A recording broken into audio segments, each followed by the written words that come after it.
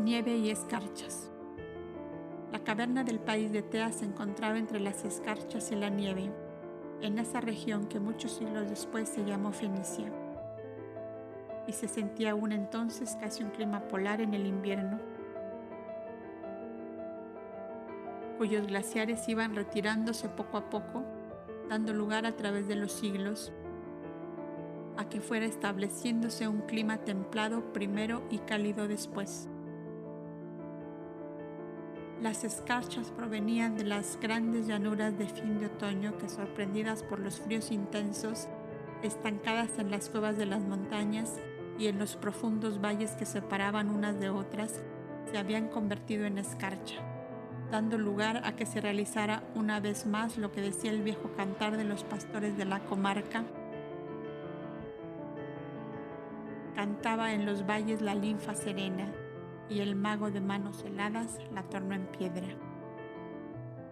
La linfa y el mago, o sea, el agua y el invierno, se habían tornado en personajes de leyenda, y los habitantes de aquellas regiones posteriores a la época glacial habían llegado a creer que una doncella, una pastora acaso, había sido convertida en piedra por la palabra todopoderosa de un mago. Algo así, como muchos siglos después, otra leyenda contaría que un momento de curiosidad convirtió en estatua de sal a la mujer de Lot. Las figuras atrevidas y simbólicas de la literatura y poesía de los tiempos arcaicos se tornaban por obra y gracia de los siglos en figuras con un corazón y un alma que sentía y lloraba. Bendita sea la caverna de Gaudes que, gracias al fuego del hogar encendido por Madina y al calor que emanaban los renos, no se convertían en blanca escarcha, también los 4 seres humanos refugiados en ella. Sofía se consumía como una luz que lentamente se apaga. Milcha lo veía y un hondo y silencioso sufrir se había apoderado de ella en tal forma que, aún esforzándose mucho, no lograba disimularlo por completo. Ambas habían visto en sueños a Yoheván, que les había dicho a las dos las mismas palabras. Me separé de mi cuerpo sin sufrir y ahora estoy libre como un pájaro escapado de la jaula. Estaré siempre con vosotras hasta que vengáis conmigo. Una inmensa paz serena y dulce envolvió a Sofía desde entonces, que, reuniendo las pocas fuerzas que le quedaban, preparaba ropas de diversos tamaños, medidas y calidades de entre el montón de vestiduras sacerdotales que los piratas cretenses habían dejado. ¿Por qué hacéis túnicas tan grandes si los niños no llegan ni a la mitad de ese tamaño?, le preguntaba Milcha. Para cuando ellos crezcan, Milcha, y nosotras no estemos aquí, le contestaba Sofía con grande tranquilidad. Es una característica casi general en los espíritus originarios de Venus y de otros mundos en que habitan como allí humanidades ya llegadas a la comprensión de la ley del amor, el deseo intenso de terminar la vida física cuando se hallan encarnados en un mundo donde aún no se ha comprendido el amor como ley suprema de la vida universal. Sofía se sentía como desterrada, como fuera de su centro, y a eso debemos atribuir su modalidad en la casa de su padre, de estar continuamente entregada a las creaciones de su fantasía, consistentes en paseos por las selvas y por las praderas, festines y danzas en balsas inmensas de madera como plazoletas flotantes sobre el caudaloso Avendana, el gran río de su país natal. El aviso dado en el sueño por Yoheván alimentó más en ella la llama de aquel interno deseo de abandonar la vida física, sin que el pensamiento de Vana, que apenas contara 27 meses, fuera capaz de infundirle de nuevo el deseo de vivir. La mujer fuerte. Milcha, espíritu fuerte originario de Aquamundis, Neptuno, algo semejante al globo terrestre en el grado evolutivo de la humanidad que lo habita y cuyas corrientes astrales y etéreas permiten desarrollar mayores energías y actividades físicas y mentales, parecía adaptarse mucho más a la rudeza de la vida terrestre en medio de la cual se encontraba. El invierno con sus escarchas y sus nieves les impedía salir a beber aire y luz, sol y alegría en los vallecitos que se abrían entre montañas y colinas, lo cual podía distraer a Sofía de lo que ella llamaba la tristeza de vivir. Minado su organismo por una fiebre lenta que la atacaba al atardecer, extenuándola cada vez más, se durmió después del mediodía, forzada, según dijo Milcha, por una gran fatiga de la cual esperaba reanimarse con el sueño, y no se despertó más. Al atardecer se acercó Milcha al lecho para despertarla con el vaso de leche calientita de Madina, pero no le respondió. Su cuerpo tibio aún hizo creer a la esclava que Sofía estaba sumergida en un desmayo y comenzó a frotarla fuertemente, vertiendo a la vez agua clara sobre su rostro. Milcha comenzó a sentir una fuerza llena de calma y de serenidad. Casi había placidez y bienestar en esta serena calma que le inundaba. De pronto vio algo como una claridad entre la penumbra de la caverna, ya semioscurecida por la caída de la tarde. Volvió la cabeza y vio a Sofía, riente, más joven y hermosa, llena de vigor y de alegría, que le decía: no me busques ya en ese cuerpo gastado que debes entregar a la tierra, porque ahora soy libre como las aves del cielo. Y la abrazó con inmensa ternura. Instintivamente Milcha cayó de rodillas entre llorosa y sonriente y se abrazó a su vez de aquella sombra amada que se esfumó entre sus brazos. Miró el cuerpo inmóvil sobre el lecho, ya invadido por el frío de la muerte, y corriendo hacia los niños que jugaban con el renito pequeño convertido en compañero de travesuras, se abrazó de ellos y se echó a llorar amargamente. Madina, como si adivinara que algo extraordinario ocurría, se acercó al lecho de Sofía y empezó a lamerle las manos heladas. Después fue hacia donde Milcha lloraba, sentada junto a los niños, y se echó a sus pies, apretándose cuanto pudo a ella, como si le quisiera hacer comprender que sería su fuerza y su apoyo en adelante. Cuanto más entraba la noche, los niños se durmieron y toda la familia reniana estuvo reunida en la caverna. Gaudes, el de las bellas obras silenciosas y ocultas a las multitudes inconscientes, puso en actividad sus grandes fuerzas mentales.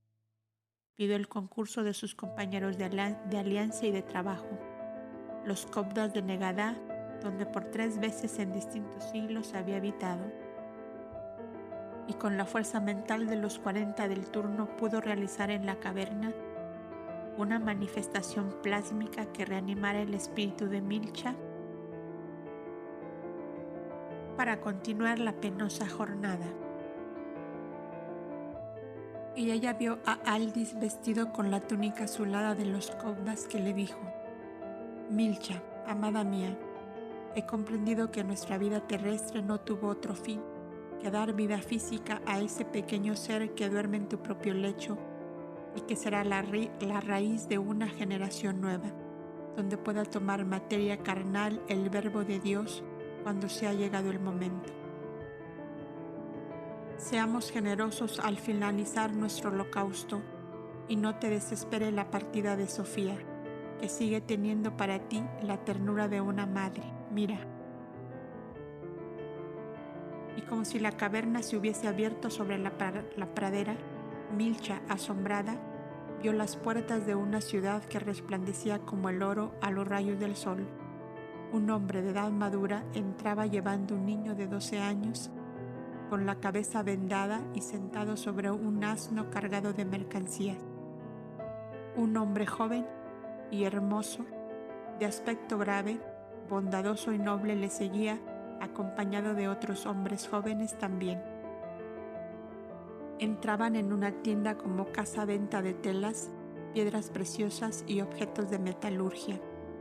Había allí una mujer joven y bella, que se echó a llorar sobre las rodillas del niño herido, montado sobre el asno, mientras el hermoso joven de noble aspecto la consolaba, y el hombre de edad madura acostaba al pequeño herido sobre un lecho de pieles. Aquella mujer que lloraba tenía el mismo semblante de Sofía, solo que no era rubia como ella, mientras que el hombre de edad viril, su marido, era exactamente igual a aquel anciano que vio Milcha a la puerta de la caverna quitando la piel a los búfalos. La extraordinaria fuerza mental de los operadores invisibles descorrió el velo del enigma y Milcha comprendió clara y nítida aquella visión, cuando en el sitio del niño herido se vio ella misma entre sus padres de aquella lejana vida, perdida ya en la nebulosa de los siglos. Sofía y Gaudes que la miraban tiernamente, mientras el hombre joven y hermoso de la mirada profunda y dulce le quitaba la venda de la frente y le decía: el amor cura las heridas del cuerpo y las del alma. Entre la sangre y las lágrimas sembraremos juntos el amor sobre la tierra durante muchos siglos. Y soy yo que decía a la madre del niño herido: Istar, este niño será tu fortaleza en un día muy lejano, que llegará cuando habrás elegido una piedra muy dura para tu simiente. Mas yo seré vuestro constante amigo, que os seguirá de cerca, hasta el día en que a Gaudes, una estrella radiante, le marque el lugar de mi nacimiento, y a Istar le diga mi voz: antes de que florezcan 3 veces los almendros de tu huerto, estarás conmigo en las moradas de luz. Y se desvaneció la visión, quedando solo la presencia astral de Aldis de pie junto al lecho de Milcha, que sollozaba en una profunda consternación. Aquella Istar, madre de Delmos, sería muchos siglos después la madre del apóstol hindú, el gran Siddhartha Gautama Buda, el Amida Bodhisattva, que fue una encarnación del Verbo de Dios, y otros milenios después, aquel tierno lirio blanco que se abrió a los pies de Jesús de Nazaret y que conocemos con el nombre de la pequeña María de Betania, mientras Gaudes, convertido en aquel sabio astrólogo Melchor de Joreb, derramaba en las montañas de Arabia la luz de aquella estrella radiosa que la había guiado hasta la cuna del Verbo eterno hecho carne. Formidables realidades de nuestra eterna vida, decía Aldis, comprendiendo el abismo de asombro en que estaba sumergida Milcha, todavía bajo la acción de las manifestaciones plásmicas que había contemplado. Tú y yo hemos terminado nuestra misión como esposos y nos resta ahora cumplirla como auxiliares del gran Mesías de la humanidad, cuya enseñanza escribiré un día dictada por ti y cuyo rostro pintaré en la blanca toca de una mujer. Aludía a su futura encarnación de Lucanus, que pintó al óleo el rostro de Jesús en el velo blanco con que secó Verónica el rostro ensangrentado del mártir. Milcha entró en la dulce serenidad del sueño y cuando a la mañana se despertó, halló que tenía otra vez en su cuello aquel collar de amatistas que no se podía quitar sin romperlo. «Ah», exclamó, consolada en su inmensa pena, «con esto quiere probarme Aldis que de verdad estuvo a mi lado y que toda aquella visión no fue un sueño sino realidad». Llena de un extraño valor y energía, y antes de que despertasen los niños, envolvió el cuerpo de Sofía en uno de aquellos mantos de lino y salió con su carga fuera de la caverna. Madina la siguió hasta una gran encina que quedase casi detrás de la caverna, donde Milcha pensó depositarla por haber sido el lugar preferido de Sofía cuando se sentaban a tomar el sol. Su asombro fue grande cuando encontró removido el tronco seco en que solían sentarse y que era como la tapa de un gran hoyo abierto en la tierra. Esta será su sepultura, dijo, colocando el querido cuerpo en la fosa. Cuando se disponía a ir a buscar un instrumento de aquellos para arrancar piedras para cubrir el cadáver, vio a Madina escarbar la tierra, musgos y hierba que hacía caer sobre la tumba, hasta que desapareció la blanca envoltura en que había envuelto el cuerpo de Sofía. Después empujó violentamente el tronco, que rodó hasta caer de nuevo en el hueco donde por tantos años había estado. Aldis y sus 9 compañeros. Antes de vestir a Aldis la túnica de los caudas, había tenido una secreta confidencia con el Alto Consejo, según la costumbre de la casa de Numu, para dar lugar a que el postulante expusiera todos sus puntos de vista sobre la norma de vida que iba a adoptar. Y aunque en la ley de la institución se leía al comenzar, el amor debe ser la única cadena que sujeta al cauda a los muros de la casa de Numu, Aldis quiso asegurarse más. ¿Me exigiréis algún juramento que me impida reunirme a mi esposa y a mi hijo si el Altísimo los coloca de nuevo en mi camino? Preguntó al consejo en la audiencia que se le dio. Absolutamente ninguno. La túnica que vais a vestir no tiene otra finalidad que la de borrar las desigualdades sociales, en forma que aquí no se distingue el rey del vasallo ni el príncipe del esclavo, y a buscar que la armonía del colorido se ponga a tono con la interna armonía del pensamiento y de la voluntad. ¿Me permitiréis realizar un viaje para las costas del Mar Grande para buscarles? Podéis formar parte de los caudas peregrinos que todos los años salen a recorrer distintas comarcas en busca de los cautivos en las cavernas, de los leprosos y de los posesos.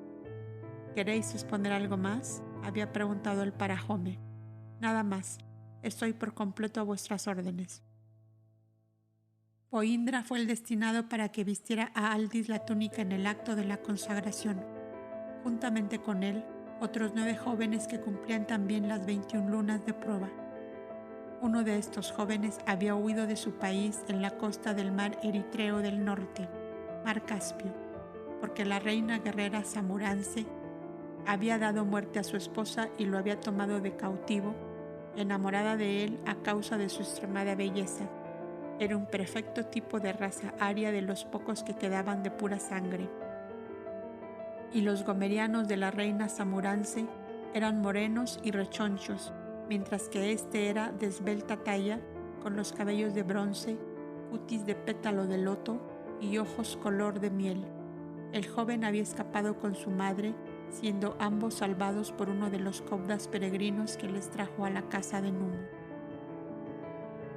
El joven vestía la túnica azulada al mismo tiempo que su madre en el monasterio destinado a mujeres, al otro extremo de la ciudad de Negadá.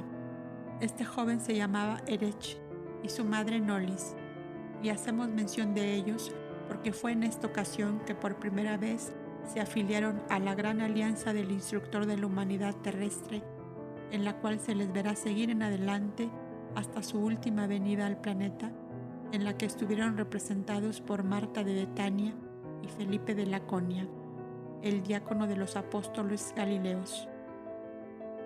De las casas de Numu establecidas en aquellas comarcas hasta el Cáucaso y las faldas del Altai, debían surgir los discípulos del gran misionero para difundir su doctrina, no solo en la encarnación del Verbo que ya llegaba, sino en sus futuras encarnaciones de los siglos lejanos.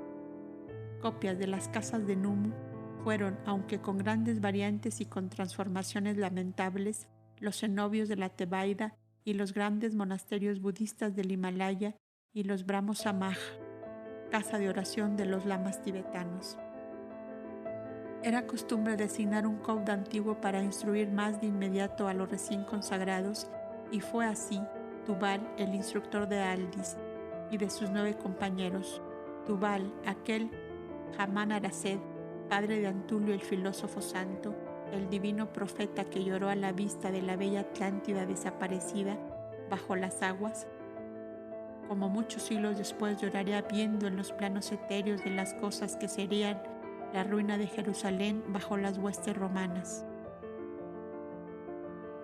Tubal, el mismo espíritu que en el siglo de Cristo acompañó al enviado en su adolescencia al santuario sagrado de la Cábala para iniciarse en la ciencia de Dios y de los espíritus, aquel José de Arimatea que bajaría del patíbulo el despojo sangriento del mártir. La noche misma de la consagración de los postulantes en la concentración nocturna, aparecían diseñados por la luz eterna los rasgos prominentes del pasado y del futuro de los recién consagrados, en forma que su espíritu se despertara a la magnífica realidad de la justicia y del amor eterno, en relación con todas las criaturas, desde la más perfecta hasta la más primitiva y embrionaria. El día de su consagración, sabía pues el Cobda el porqué de todos sus dolores y la ruta que él mismo había aceptado para realizar por ella su evolución durante siglos y siglos futuros, si su propia debilidad y miseria no torcía su rumbo. Por eso, pudo decir Aldis a Milcha en su aparición de la cabaña algunos pasajes de su vida pasada y de su vida futura.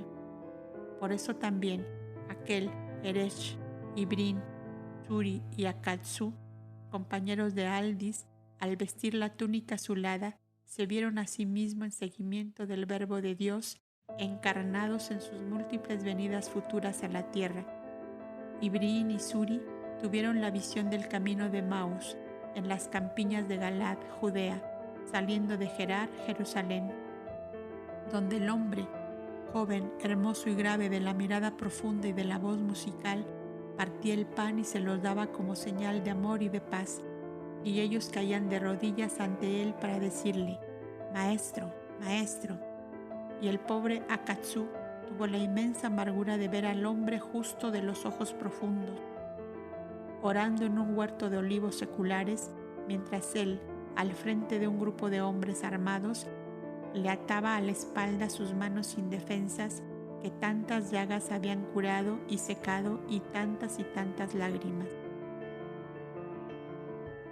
Quien veía estas visiones futuras no podía precisar en qué tiempo se realizarían, ni por qué, ni cómo, flotando en el pensamiento eterno como los hilos misteriosos de una red tendida sobre cada esfera por la energía creadora de soles y de mundos. Aquellas lejanas escenas eran como una onda capturada en el espacio infinito por el pensamiento investigador y ansioso de los hijos de Num, incansables buscadores de la sabiduría y de la verdad. Y junto a las hermosas apariciones de escenas de amor y de gloria, desfilaban los más grandes errores pasados, a causa de los dolores del presente y del porvenir. El joven Cobda encerraba, pues, en pocas horas dentro de sí mismo, la plena y profunda convicción de que cada vida carnal no es más que un paso de su eterna vida, y sus rebeliones internas ante las injusticias humanas desaparecían como por un encanto. Una profunda serenidad ante el dolor y ante la muerte le invadía en todos los recónditos senos de su espíritu, pues su éxito final lo veía asegurado si con firme y decidida voluntad saltaba por encima de todas las barreras que las contingencias humanas pusieran ante su paso. Los Cobdas de la anterior consagración, entre los que se encontraba Abelio, y los de la última, en que estaba Aldis, concurrían casi diariamente a una gran sala del piso bajo, donde dedicaban algunas horas a trabajos manuales de su predilección. Los grabados en piedra para las losas funerarias y para las leyendas que se colocaban en las habitaciones, en los corredores y en las terrazas se hacían allí. Lo mismo que la preparación del papiro traído en grandes fardos para los labriegos de todo el Nilo que lo conducían al santuario donde se les compraba a buen precio. Notables obras de metalurgia, verdaderas filigranas de cobre y de plata, que era lo que más abundaba y que adornaron siglos después las tumbas de los faraones, fueron fabricadas en aquel taller de los Cobdas de Negadá. Había algunos en los que ya se revelaba el genio del pincel, que serían en el futuro, que tomaban motivos para esbozos en lienzos o en pinturas murales, de las mismas manifestaciones plásmicas de la mansión de la sombra, como si quisieran retener en cromáticas pinceladas, en claro, oscuros, sutiles, esfumados en deliciosas penumbras, toda aquella exuberancia de vida humana vivida en el pasado o de vida humana que se viviría acaso a la vuelta de otra luna o a la vuelta de otros siglos. Abelio quiso diseñar escenas de su futuro y esbozó bajo unos pórticos que daban sobre una campiña la tierna manifestación plásmica que para él captara el pensamiento formidable de los Cobdas unidos en profunda concentración. El hombre justo y bueno de los ojos dulces y profundos levantaba del suelo en que se hallaba adherido como un harapo de humanidad a un joven leproso. Le inyectaba la fuerza y energía con sus manos acariciantes y sus ojos de mirada honda y profunda mientras le decía: cuando el sol se ponga mañana, serás libre del mal que te aqueja. Y le vio en edades futuras, copiando del éter impalpable del insondable infinito, la indecible angustia de un mártir inmolado por amor a la humanidad, mientras esa misma humanidad representada por un pueblo fanatizado y por unos sayones brutales le gritaba enfurecido: si eres hijo de Dios, baja de la cruz y creeremos en ti. El viejo, bondadoso y jovial, no obstante su edad, aquel que abrazaba a Boindra rejuvenecido, entró a la sala taller mientras hacía estos bocetos a Belio, como sumergido en un aura de luz y de genio que movía febrilmente su mano sobre el lienzo. Tú serás en el futuro un copiador de la última tragedia mesiánica sobre la tierra, ya plasmada por el pensamiento divino, muchos siglos antes de haber sido vivida en la carne, le dijo. Y Abelio fue un día Rubens, uno de los pintores que dieron más vivos matices a la tragedia intensa del Gólgota. Mientras que yo, pobrecillo de mí, añadí el anciano como leyendo en un claro libro que su espíritu casi desprendido de la materia hojeaba con facilidad, no seré más que un infeliz ciego a la luz material que gritará con todas sus fuerzas al pasar el justo, seguido de la muchedumbre: Señor, Señor, haz que yo vea. Y el profeta Cobda sonreía y lloraba a la vez, y esas lágrimas se deslizaban por las hondas arrugas de su faz hasta perderse en la blanca guedeja de su barbacana. Y fue un día el gran sabio astrólogo y ocultista conocido de la humanidad moderna por Alberto el Grande. El Cobda Rey. Mientras esto ocurría en Egadá, llegó la embajada del Chalid a Germesú desde Soán, ciudad en que se hallaba establecida la sede principal de su reino. Les acompañaba el Audumbla, que había dado el consejo de buscar un Cobda para sucederle en el gobierno de sus pueblos.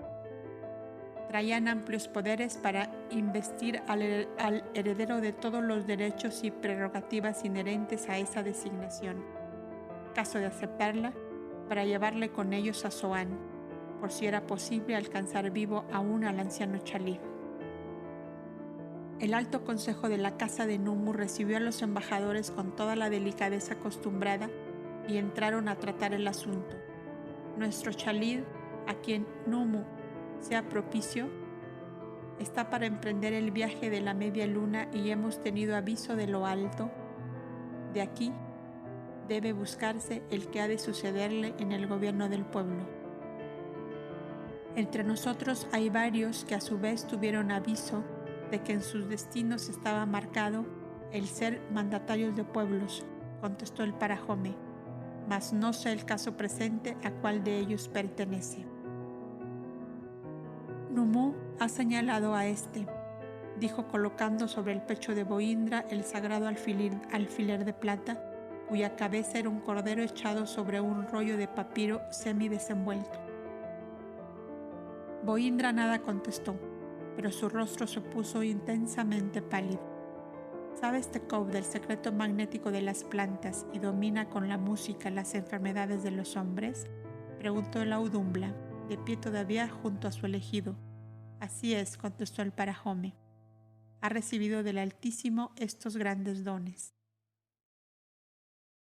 Podéis tratar con él vuestro negocio, dijo el Audumbla a los embajadores del Chalid, retirándose a un lado porque juzgaba haber terminado su cometido.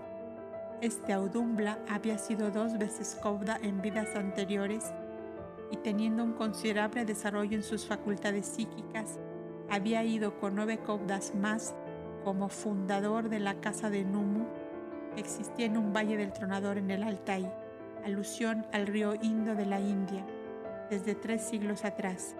Este ser, destinado a las duras pruebas de los grandes misioneros del amor eterno, en siglos futuros debía sufrir todo el dolor de que es capaz el ser humano en una sola vida bajo el nombre de Job en el país de Idumea. Quiero y pido que estén presentes el Parajome y estos otros Cobdas, mis hermanos, respondió Boindra cuando vio que los 7 enviados del Chalid lo rodeaban. Se establecieron pues las bases sobre las cuales contraía Boindra los solemnes compromisos de gobernar los pueblos del país de Ajuar, sin abandonar la casa de Numu, donde tendría su sede principal, si bien existiría en Soán un consejo autorizado por él, para atender a las necesidades del momento y a donde se comprometía a trasladarse cada 2 lunas. La distancia era relativamente corta, pues Soán estaba separada de Negadá solo por el delta del Nilo y el viaje podía hacerse fácilmente navegando por los canales del caudaloso río o por la costa del Mar Grande, ya que ambas ciudades eran puertos bastante importantes para la navegación de aquella época. La embajada quiso enterarse si para el caso de la muerte de Boindra se comprometía a dar al país un heredero. Espero la voz del Altísimo que me hará comprender si debo tomar esposa para dejar al país un hijo mío, o si haré lo que este Chalid y buscaré un sucesor entre mis hermanos los Cobdas, contestó serenamente el futuro Chalid del país de Ajuar. Los embajadores estaban encantados y colocaron sobre la mesa central de la sala la lámina de piedra en que el anciano Chalid Ajermesú había grabado su última voluntad y donde Boindra estampó su nombre con un punzón de cobre y de plata que le prestaron para ello, Boindra de Otlana.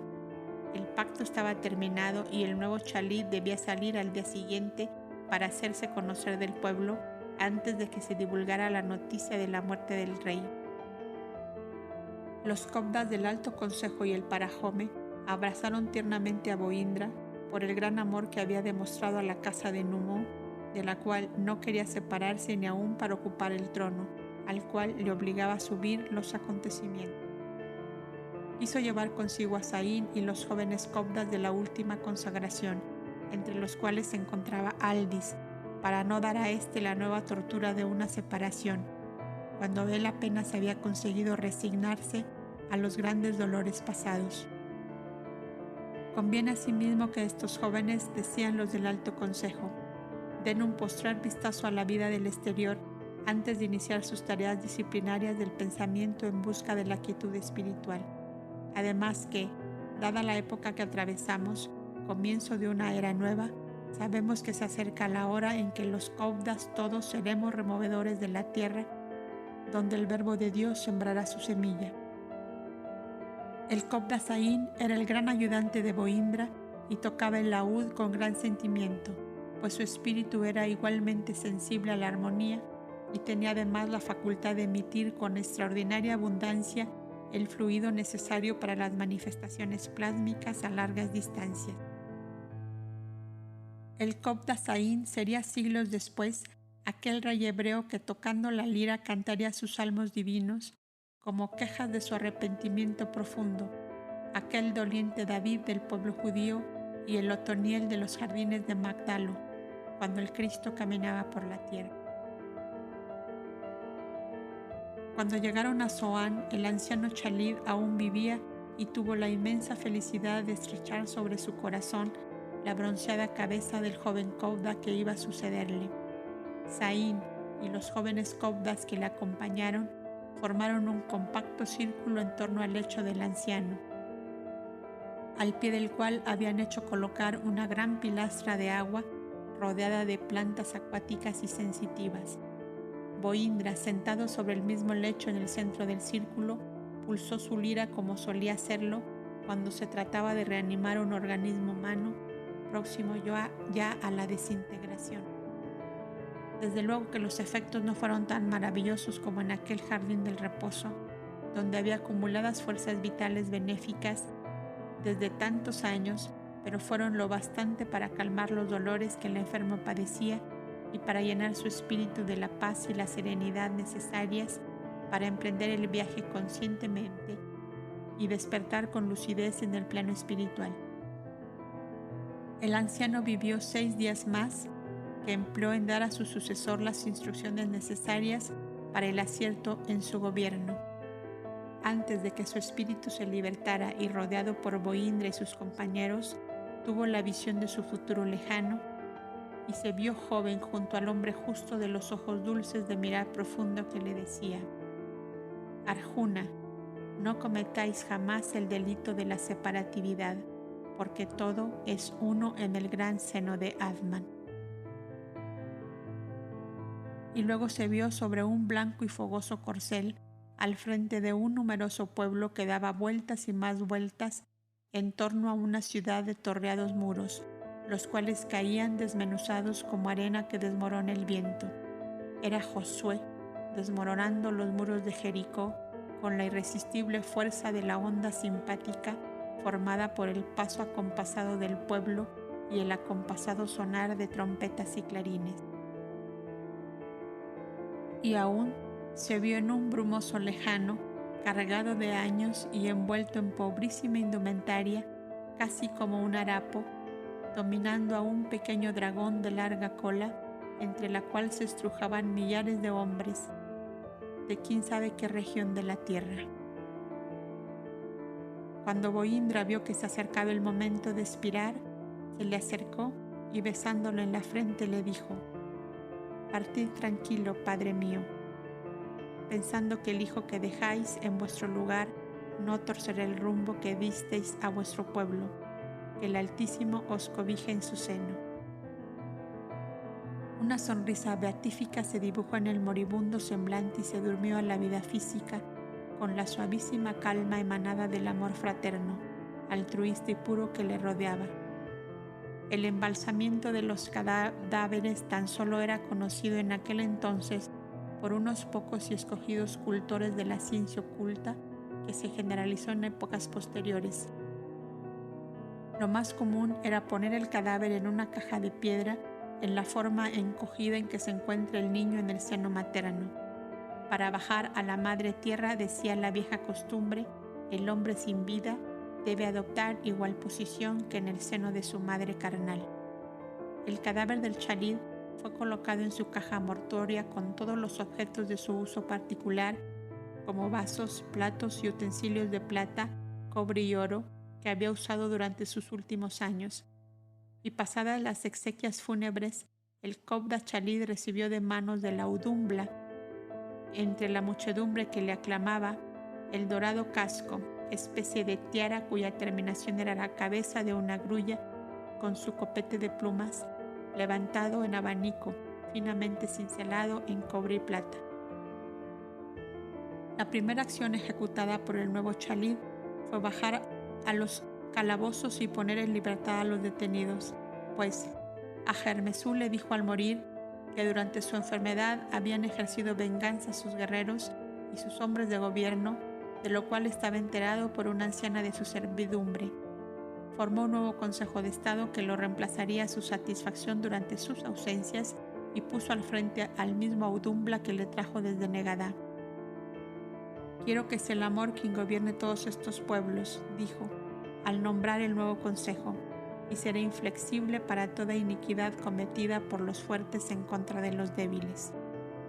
Y al alejarse su barco de la orilla llena de numeroso pueblo, tomó su lira de oro y su alma, hada blanca de amor y de esperanza, se desbordó en una inmensa oleada de armonía que parecía llenar de luz las olas del mar y de las almas de los que, apiñados en la costa, le escuchaban. Aquel hombre había conquistado en pocos días el inmenso amor de su pueblo.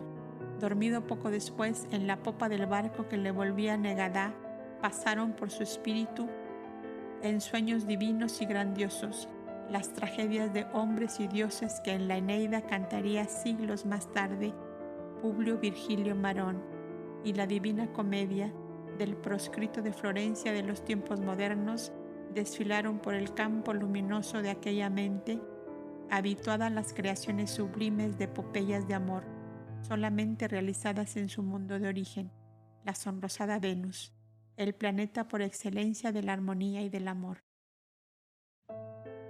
Milcha, la heroica. ¿Cómo dar luz a esta caverna?, se preguntaba Milcha en la soledad, si ya no está ella, que era el sol que la alumbraba.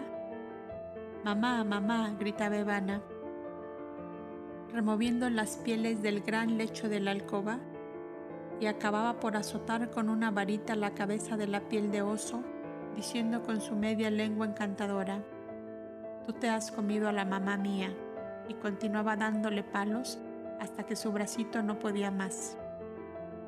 Entonces intervenía Milcha para decirle, conteniendo sus propias lágrimas: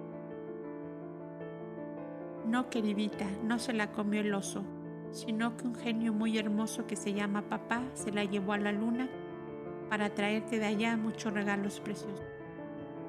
Adamú por su parte protestaba porque le habían quitado su collar y decía que ese genio que se llevó la mamá de Vanna se llevaría también su collar de amatista. Como ocurre de ordinario con los niños a quienes se habla mucho desde muy pequeñitos, estos dos comprendieron y hablaron el lenguaje materno desde que fueron capaces de articular palabras, mal dichas desde luego, pero lo bastante claras para ser entendidas por las madres. La niña tomó gran afición a la grulla, como Adamú al renito pequeño. El ave sagrada gustaba picar el grano en la rosada manita de Vanna, y cuando Milcha la acostaba en el lecho de su madre, la grulla subía también y se echaba junto a la cabecita de la niña. Cuando la reno madre del pequeño compañero de Adamú salía ya por la pradera, esto fue causa de que el niño, siguiéndola, diera también pequeñas giras por el tranquilo vallecito que se abría hacia un lado de la caverna. Cuando no podía seguirla más por el cansancio, se tiraba al suelo y empezaba a llorar a grandes gritos, lo cual obligaba a la reno y a su hijo a volver hacia él, que callaba de inmediato.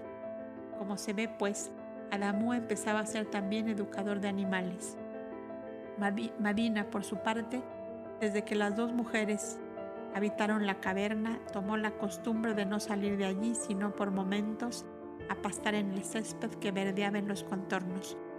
Cuando Milcha quedó sola, mas buscó todavía la compañía de la reno, que parecía comprenderla, casi como un ser humano, y con las gruesas mantas de lana encontradas en el velero de los piratas, fabricó mandiles para Madina y sus hijas, que eran las proveedoras de la leche a la caverna y también las más mansas e inteligentes.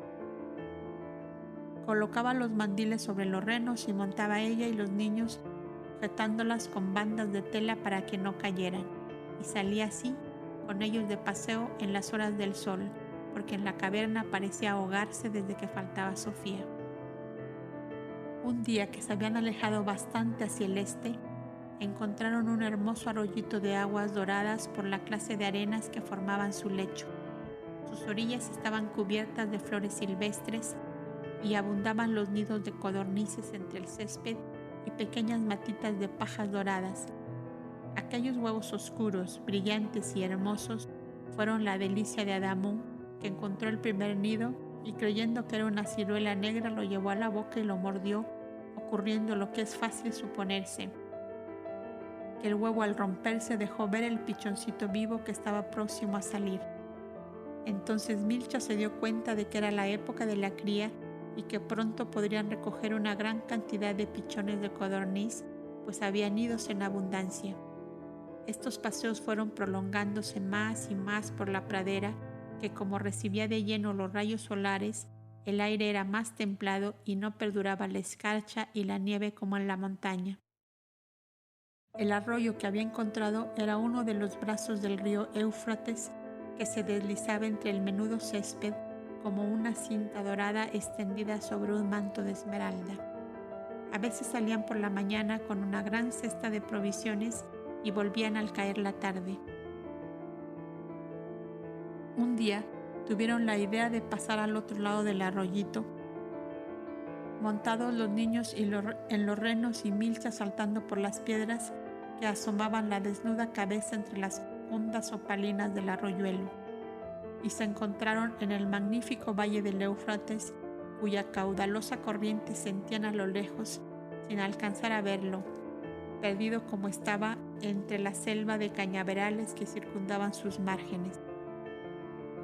Encontraron allí trozos de muros como de una fortaleza o castillo derruido y casi cubierto por completo de plantas trepadoras. Una parte que había estado destinada a pueblo se mantenía aún en pie, Aunque presentaba todas las señales de una respetable antigüedad, se hallaba relativamente bien conservada.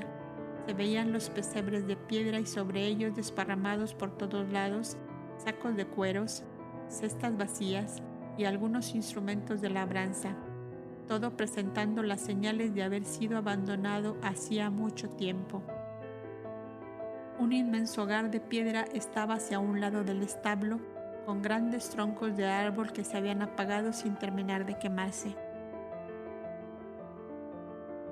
¿Qué ser infeliz y solitario como yo habrá vivido años atrás en este establo?, se preguntaba a sí mismo la pobre Milcha, viendo una correa de cuero colgada de una especie de tosca repisa rinconera, de esas que suele haber en las cocinas de campo para guardar utensilios pequeños. He aquí otra casa que la providencia nos depara, si en caso la caverna nos ofreciera peligro por la proximidad al mar, ¿verdad, Madina?, dijo viendo a la rena que se le acercaba amistosamente. La vegetación era mucho más exuberante a medida que caminaban hacia el lado en que nacía el sol. Milcha vio que había en el patio del establo viñas enredadas con los olivos, con las higueras y los cerezos, y otros muchos árboles inmensos que parecían tan viejos como las ruinas a las cuales daban sombra y verdor. Los pájaros formaban una admirable orquesta de tan múltiples y variados sonidos que aquello era un desbordamiento de vida en medio de tan inmensa soledad.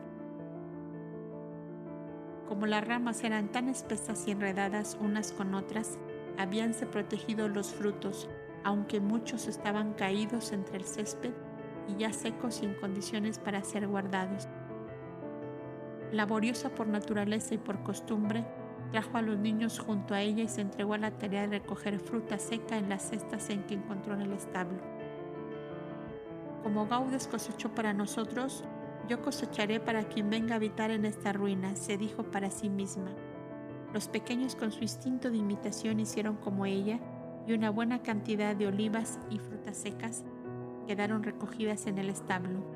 Adamó pretendía llevarse a la rastra todas aquellas cestas que había llenado, y Evana parecía ser de su misma idea a juzgar por el esfuerzo que hacían los dos, agarrados del asa de una de ellas, que ya iban sacando hacia afuera.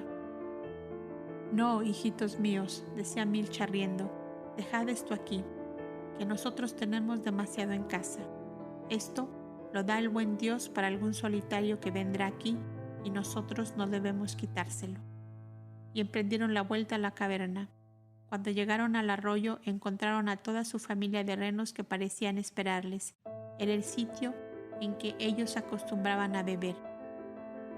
Milcha colocó los dos niños juntos sobre el blando lomo de Madina y ella se montó en el otro reno, pues la tarde se esfumaba en las penumbras primeras del anochecer y el cansancio no le permitía caminar a prisa.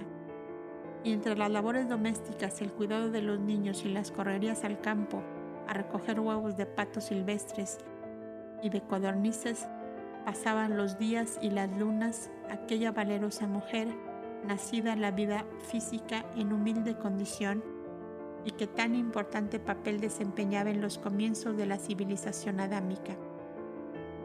A veces le venía el pensamiento de emprender el viaje con sus niños y sus renos en busca de algún lugar habitado por seres humanos, que debía verlo seguramente hacia algún lado, mas luego le asaltaba el recuerdo de lo ocurrido cuando sus esposos habían desembarcado para buscar alivio en la sociedad de los hombres. Milcha se decía a sí misma, después de largas reflexiones, no dejes lo cierto por lo que ignoras. En la soledad de mi caverna no falta a mis niños. Y, ¿sé acaso si encontrando seres humanos estaría tan protegida y tan segura como estoy aquí? ¿Acaso no me robarían mi querida familia de renos? ¿No me quitarían estos dos hermosos luceros que me alumbran? Dios mío, aún soy rica, soberanamente rica, pues les conservo a los dos sanos y robustos, exclamaba, terminando sus meditaciones con una explosión de caricias para las dos criaturas que, entre el renito y la grulla, encerraban todo un mundo de juegos y alegrías infantiles. La humanidad caída. Aquellos niños eran perfectamente felices, mientras la humanidad en los distintos países habitados de la Tierra se agitaba como un volcán en plena actividad o como un inmenso mar en ebullición. Ellos crecían sanos de espíritu y de cuerpo, lejos del vaho malsano y putrido de las grandes capitales, donde la degeneración y el vicio daban a la humanidad vidas enfermizas y contaminadas desde el nacimiento. La lepra en los países cálidos y las fiebres malignas, la tisis pulmonar y la escrófula infecciosa en los países templados y fríos, y otro sinnúmero de enfermedades ocasionadas por el espantoso desborde del vicio a que se había llegado, parecían diezmar a la humanidad en tal forma que era difícil encontrar una población que no estuviera azotada por alguna enfermedad infecciosa. Las guerras continuas, el éxodo constante de los pueblos huyendo de los movimientos sísmicos o de las persecuciones de razas guerreras y conquistadoras, campos cubiertos de cadáveres insepultos, ríos con las aguas envenenadas por centenares de cadáveres de hombres y bestias ahogadas en ellas. Todo, en fin, contribuía a que las regiones habitadas ofrecieran un desolado aspecto de dolor llevado al paroxismo. El voraz incendio de las minas de betún en las orillas del Mar Salado, después Mar Muerto, había hundido bajo un inmenso mar de olas negras y pesadas 5 populosas ciudades de la llanura de Sidín. Inutilizando las aguas medicinales de aquel mar y las inmensas salinas que la rodeaban, el desbordamiento de los mares del norte, del Ponte y del Eritreo habían asolado las praderas de Acadia y las campiñas sumerianas y sojaritas. El mundo todo parecía desquiciarse y marchar la humanidad a una ruina inminente. Era el momento en que el Verbo Divino, recogiendo en sí la luz piadosa del amor eterno, bajaría de nuevo a la tierra en la misma naturaleza del hombre para llamarle de nuevo a las alturas de donde había caído. Mas, ¿era acaso posible que aquel excelso y puro espíritu de luz pudiera formar materia adecuada para él en las depravadas razas que poblaban la tierra?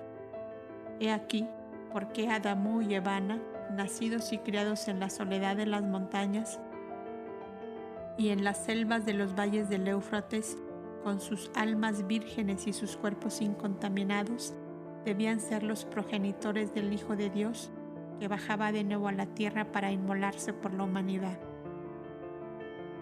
La inundación de petróleo ardiente sobre aquellas 5 ciudades, Bela, Adma, Sodoma, Zeboín y Gomorra, fue causa de que muchas familias salvadas de la catástrofe buscasen refugio en los países vecinos, de lo cual resultó una invasión de los restos de esas razas viciosas y degeneradas a los fértiles valles del Sior, Nilo, después de haber atravesado el desierto de Parán con la parte de sus ganados que pudieron salvar.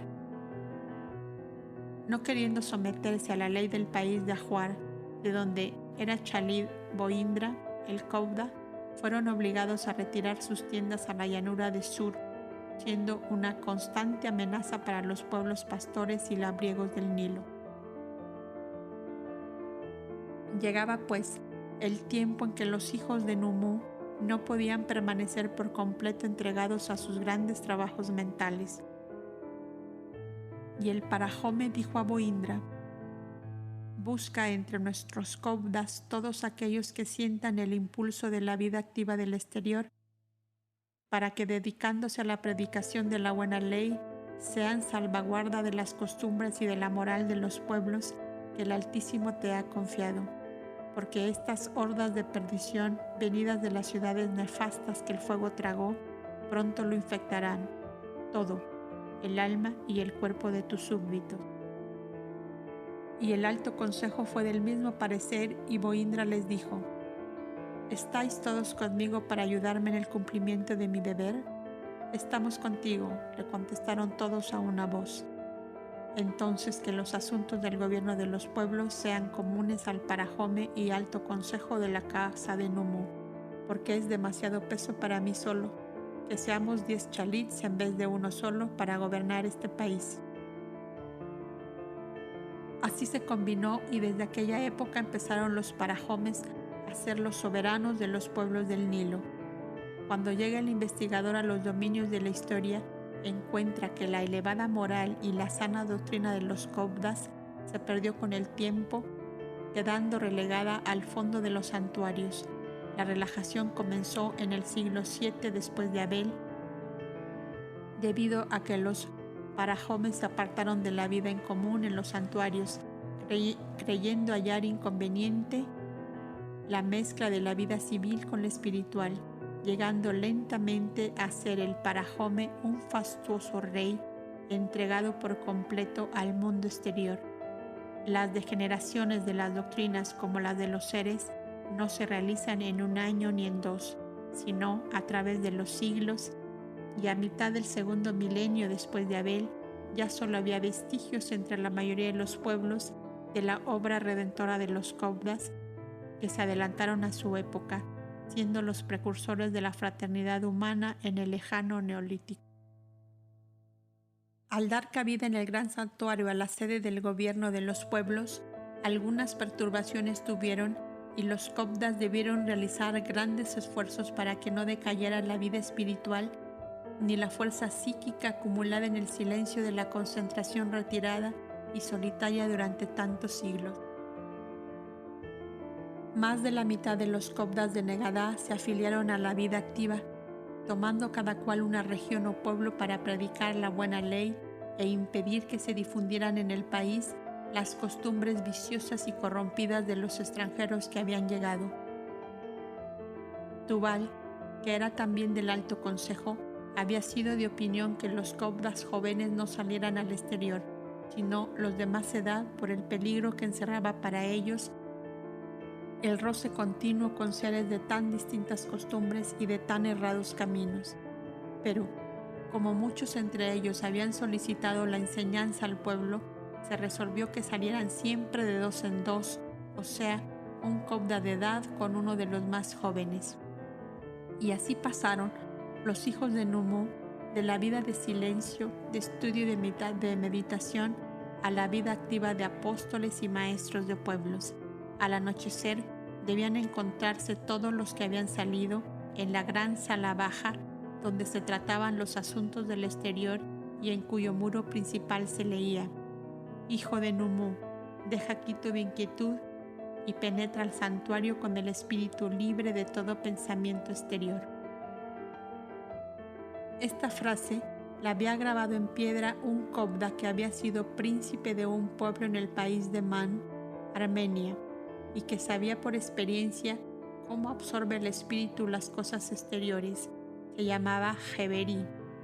A través de varios milenios, este mismo ser fundaría en Occidente una institución de solitarios dedicados al estudio, a la meditación y a la agricultura, y en las puertas de sus santuarios grabaría esta frase: tú que entras, deja tras de ti los malos pensamientos. Sería Benito de Nurcia, el monje que hizo de la oración y el trabajo el camino de elevación espiritual para sus discípulos, estampando en los claustros de sus abadías la centenaria inscripción: Ora et labora. Fue necesario abrir hospicios para los ancianos, los enfermos, los niños abandonados, los mutilados y los ciegos, que iban quedando como harapos de humanidad después de las guerras sangrientas, pasados los terremotos, los hundimientos, las desolaciones de toda especie. Los Cobdas salían de la casa de Numu con el alma llena de energía y el cuerpo vigoroso y fuerte, y volvían cargados del dolor que habían bebido en la sociedad de los hombres. Sus almas se marchitaban al contacto del fuego abrasador de las pasiones humanas, y a veces sus cuerpos se contaminaban con las enfermedades más horribles en el roce con los cuerpos enfermos y deshechos.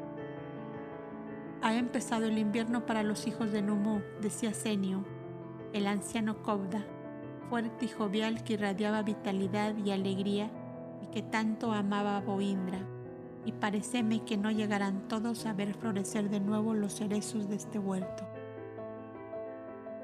Aldis emprendió sus viajes por las costas del Mar Grande, registrando cavernas y ruinas abandonadas en los tiempos que le dejaban libres sus tareas misioneras, con la esperanza de encontrar en los pueblos costaneros a su esposa y a los niños, pues sabía por aviso espiritual la desencarnación de Sofía. Acompañado de otro Cobda antiguo y durante varios meses caminó hacia el norte por la costa del mar. Una especie de delirio se había apoderado de él, que al encontrarse lejos del aura protectora de la onda luminosa y serena de la casa de Numo, se llenó de la misma desesperación que sintió cuando fueron arrancados del lado de su esposa por los piratas, varios años atrás. Un enjambre de negros pensamientos se apoderó nuevamente de su espíritu y desapareció por completo la plácida serenidad que le había hecho fuerte y resignado hasta poco antes. En el suyo un dolor de abandono, de soledad, de agonía lenta y febril. El Cobda que le acompañaba le comprendió y le dijo: «Mañana regresamos a Negadá. Eres un pajarillo demasiado joven para salir del nido». Y concentrando su pensamiento fuertemente, lo ayudó a entrar en el sueño. Vio a Yoheván y a Sofía que lo acariciaban y le decían: «Te has salido de tu ley y por eso padeces así, sin esperanza y sin consuelo. Sabes que no debes encontrar ya en la tierra a Milcha y a los niños, que no necesitan de ti para cumplir su misión. ¿Por qué te empeñas en estrellarte contra lo que no debe ser? Regresa a Negadá, que el dulce calor de aquel nido de paz y de amor te devolverá la resignación y la calma que has perdido». Lo que le ocurrió a Aldis en forma parecida, si no igual, lo sufrió Erech, en cuyo espíritu apasionado y turbulento se levantó también la borrasca que hacía revivir el dulce amor de la esposa asesinada por la reina guerrera Samuranse. Suri, que con tanto entusiasmo se aprestó a las lides heroicas del apostolado y había marchado hacia los pueblos guerreros que dominaban parte del Irán, ansioso de anunciar la buena nueva, como muchos siglos después lo anunciaría impulsado por las visiones radiantes de los campos pastoriles de Betlem, se encontró de pronto con las huestes guerreras de su propio hermano mayor, del cual había huido para evitar el formar parte de sus legiones destructoras de honras, de haciendas y de vidas. Su desesperación no tuvo límites cuando se encontró de nuevo entre aquel ambiente de destrucción y de crimen y se vio obligado a matar a los guardias para escapar de sus garras. Abelio se vio consumido de una fiebre maligna contraída en el roce con los atacados de la peste y pudo volver al fin a Negadá, sumergido a intervalos en una especie de delirium tremens. Inútil es decir que la rotonda de Boindra se vio invadida por todas estas víctimas del dolor que habían salido a remediar, lo cual hacía decir al reflexivo Tubal: «Me había parecido que estas avecillas nuevas no resistirían el aire apestado de la humanidad actual». Oh humanidad, la que espera al Mesías, leprosa y enferma hasta la médula de los huesos, ¿quién te levantará? ¿Quién? «El amor», dijo una voz detrás de él, contestando a la pregunta de aquel emocionado soliloquio. Era Boindra, que venía a buscarle para que le ayudase a sumergir en la piscina de aguas vitalizadas a Abelio y Suri, que sufrían una intensa crisis en ese momento.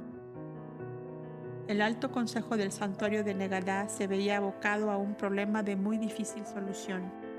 La mitad, más o menos, de los Cobdas habían salido al exterior para enseñar a los hombres la doctrina de la paz y la concordia, de la tolerancia y del amor, para difundir la idea de una causa suprema, fuente de energía y vida de todo cuanto existe, la idea de la fraternidad universal, de la cual surgiría la felicidad y la paz sobre la tierra.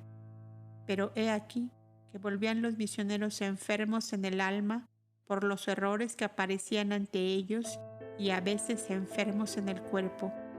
a causa de las pestes, de los malos tratamientos, de los largos viajes, a veces sin pan y sin agua. Los únicos seres dispuestos para escucharles eran los enfermos y apestados próximos a morir, los inválidos, los ciegos, los abandonados ya por inútiles para la guerra y para el trabajo material.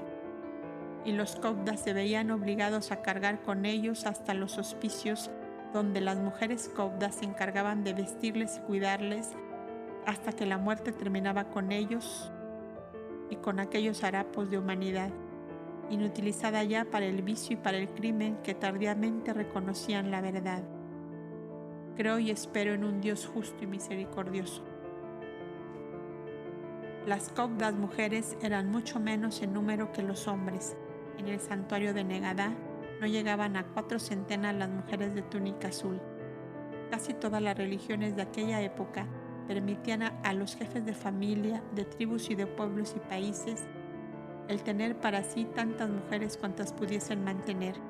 El temor de que las continuas guerras y terremotos y hundimientos y pestes acabaran con la especie humana les hacía desear con loca fiebre el aumento de prole, y cada cual se juzgaba más grande y más digno del aprecio de las multitudes cuantos más hijos daba a la humanidad.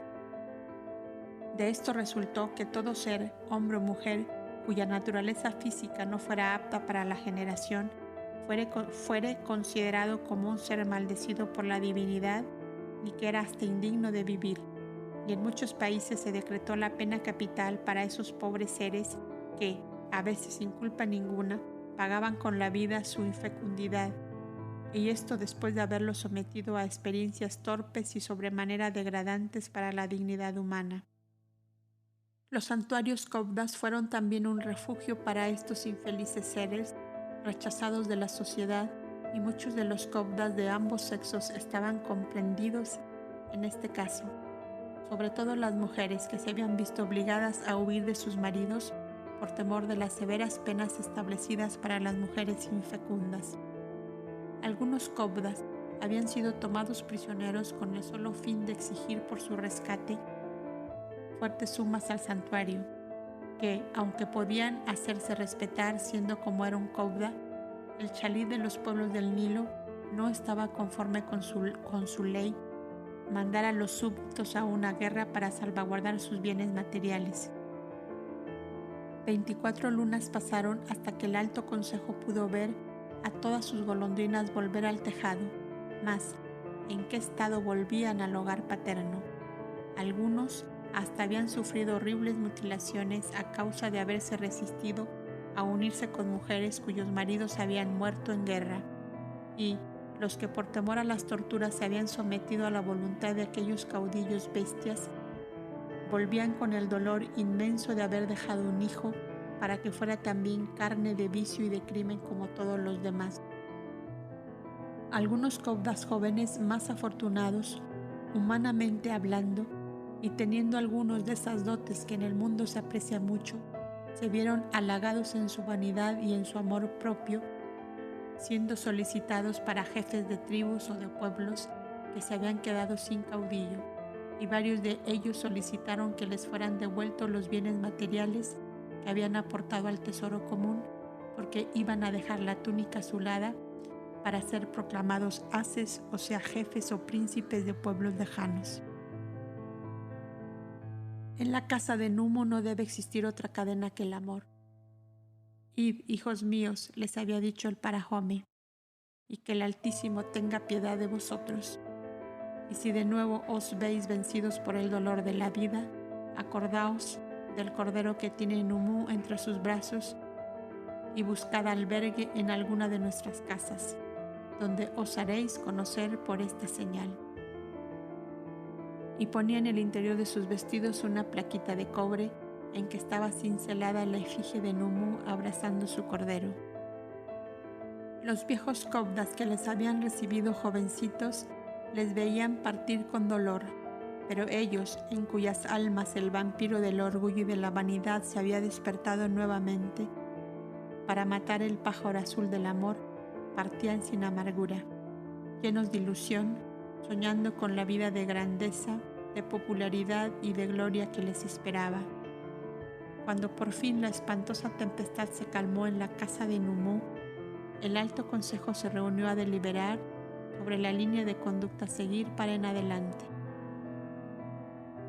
Casi todos fueron del mismo parecer de Tubal, que ningún Cobda que no hubiese cumplido 10 años de consagración y que no tuviera 40 años de edad no podía salir a misiones más allá de la misma ciudad de Negadá, concretándose a los hospicios y casas de refugio que allí se habían abierto para los huérfanos y desamparados, y que al regreso al santuario pasarán 40 días sin tomar parte en los trabajos mentales, en los que significaba un gran obstáculo para cualquier pensamiento ajeno a ellos, que al cortar las vibraciones superiores en actividad ponían en gravísimo peligro a los 200 sensitivos de la cadena magnética que eran los acumuladores de la energía necesaria. Que los Cobdas de más edad que se vieron impulsados a misiones lejanas fueran acompañados de un cuerpo de arqueros que por tierra o por mar les sirvieran de defensa en los casos de peligros en que se habían visto los de la primera misión. Mayor bien hacemos a la humanidad buscando la purificación y liberación de nuestras almas que perdernos nosotros sin conseguir salvar a los demás, opinaban algunos. Otros pensaban que no podían permanecer impasibles ante el derrumbamiento moral de la humanidad. Atormentados se hallaban, pues, los hijos de Numú con estas cavilaciones, cuando una noche en la mansión de las sombras aparecieron en manifestación plásmica radiante los 10 Cobdas fundadores, y el más elevado de ellos habló suavemente y dulcemente para decirles: que se hunda el mundo, pero no que se destruya el amor y la paz entre vosotros, porque ese amor y esa paz es la urdimbre en que el Hijo de Dios teje su nido para bajar a la tierra. Ningún Cobda que no haya muerto en sí mismo todas sus pasiones y miserias y debilidades es apto para ayudar a los demás a matar las suyas. Aprende el Cobda primero a dominar todos los bajos movimientos de su íntimo ser y entonces vaya por el mundo a enseñar a los demás. Mayor bien hacéis a la humanidad sosteniendo con vuestro pensamiento el augusto santuario inmaterial que permita al Verbo de Dios bajar a la tierra, que destruir este santuario con vuestras mentes agitadas por la marejada exterior, sin conseguir edificar allá afuera nada que sea sólido ni duradero. Obrar de otra forma es retardar el momento de su venida o inutilizar su sacrificio, viéndose forzado a emigrar del planeta sin haber realizado su obra para la redención humana, paz y amor.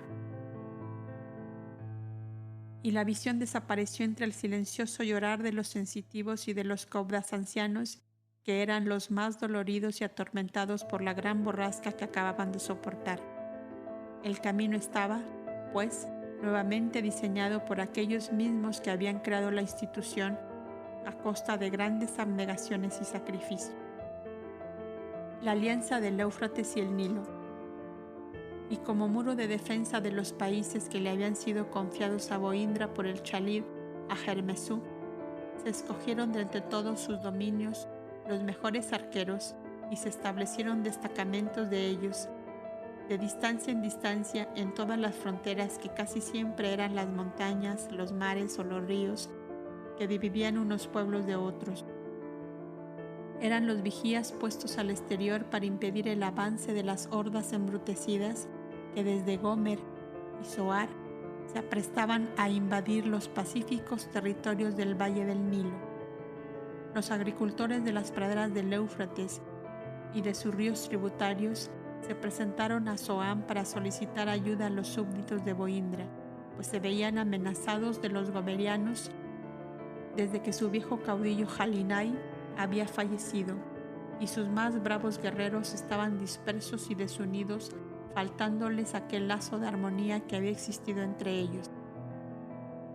Boindra, con sus 6 Cobdas del Alto Consejo, se trasladó a Zoán para tratar el asunto con los mensajeros de aquellas tribus de pastores del inmenso y fértil valle regado por el Éufrates y el Hildequel o Tigris. Cuando aquellos le vieron tan joven, tan gallardo, adorado de su pueblo y respetado por el Audumbla y los ancianos, le dijeron: «Acepta, oh hijo de Numú, el gobernar nuestros pueblos desorientados y dispersos, por falta de un caudillo capaz de unirnos a todos, con ese don de gentes que emana de ti como un río caudaloso». «Acepta, Chalid», le dijo al oído el Audumbla, «que será obra grata al Altísimo». «¿Qué decís vosotros?», interrogó Boindra a los 6 cobdas que le acompañaban como representantes del alto consejo de la casa de Numú. «Que aceptéis si ellos son pueblos pacíficos, porque con pueblos guerreros no podemos establecer alianzas», aconsejó Tubal. «¿Qué tributo hemos de pagar de nuestros ganados y de nuestras cosechas?», preguntaron los solicitantes. «A mí, ninguno», contestó Boindra, «pero sí, habéis de hacer un tesoro común para atender a la manutención de vuestros enfermos, de vuestros ancianos y de vuestros niños, para levantar una casa de enseñanza, casas de refugio, casa de paz y de sosiego, donde acudan a curarse del cuerpo y del alma los enfermos y los doloridos». «¿Cuáles son actualmente vuestras tierras?», preguntaron los del consejo de Zoán. «Las tierras de Sedmonea, Moab, hasta la ribera del Hildekel por el oriente, hasta Akatsú por el norte, y por el occidente las salinas y el mar de la muerte». Así se empezó a llamar a la región desolada y muerta, convertida en inmensos pantanos de betún, donde habían estado edificadas las 5 ciudades hundidas por la explosión. «¿Y vosotros qué exigiréis de mí?», preguntó a su vez Boindra. «Que pongáis de acuerdo a nuestros 80 caudillos como lo hacía el glorioso y justo Jalinai, durante cuyo gobierno hubo trigo, aceite y vino en abundancia, y nuestros ganados llenaban el valle de Éufrates y sus verdes praderas». «¿Y cómo puedo saber que esos 80 caudillos aceptan un mandatario extranjero? Porque ninguno de ellos se atreve a ser el defensor de todos. Siendo ya conocido en nuestro país la justicia con que Ajermesú gobernó sus pueblos, hemos pensado que su heredero sería el único capaz de proteger los nuestros. Que vuestros destacamentos de arqueros extiendan su línea de vigilancia, encerrando en ella nuestras tierras, que dejéis a cada caudillo el gobierno interior de sus siervos y ganados, y que seáis vos el lazo de unión entre los 80 jefes que solicitan vuestra ayuda». Los convenios fueron grabados en láminas de piedra después de largas deliberaciones entre todos, y por fin el Audumbla ofreció a Boindra el punzón de cobre y de plata para que refrendara con su nombre aquel extraño documento de páginas de piedra. Boindra, hijo de Numú. Tubal por el Alto Consejo y el Audumbla por el Consejo de Zoán grabaron también sus nombres al pie de aquellos convenios. He aquí como los acontecimientos ponían bajo la tutela de los hijos de Numú la región aquella en que debía bajar Abel a la vida terrestre, para que su obra de sembrador de la verdad eterna no fuera entorpecida y aniquilada al nacer. Un cuerpo de 40.000 arqueros fueron diseminados rodeando las tierras de los valles del Nilo y del Éufrates, para impedir que las hordas gomerianas y sojaritas avasallaran a los pacíficos pueblos labriegos y pastores, que eran casi la única porción de humanidad que se mantenía más libre de la depravación reinante. Los 80 caudillos urbaucinos derivados de Ur-Bau, nombre de la divinidad y de la región, hombres pacíficos pero incapaces de sacrificio alguno por los demás, estuvieron satisfechos de verse protegidos por el Chalí del Nilo, al cual desde entonces dieron el sobrenombre de Tidalá, que en su lengua significaba Rey de Naciones.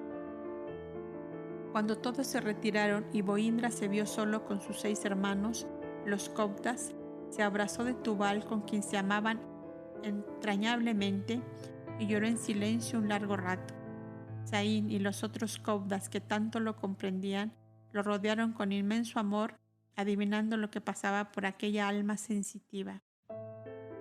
«Por mucho que los hombres quieran levantarme, prometedme vosotros que no me dejaréis escapar de la dulce cadena que me formáis con vuestros brazos», les dijo cuando pudo serenarse y hablar. «Tengo miedo de la grandeza, tengo miedo del poder, tengo espanto del deseo. Protegedme de mí mismo por piedad. exclamaba como un niño que se veía acorralado por fieras hambrientas. Nuestro amor será tu escudo y tu fortaleza, contestóle Tubal, interpretando el pensamiento de todos.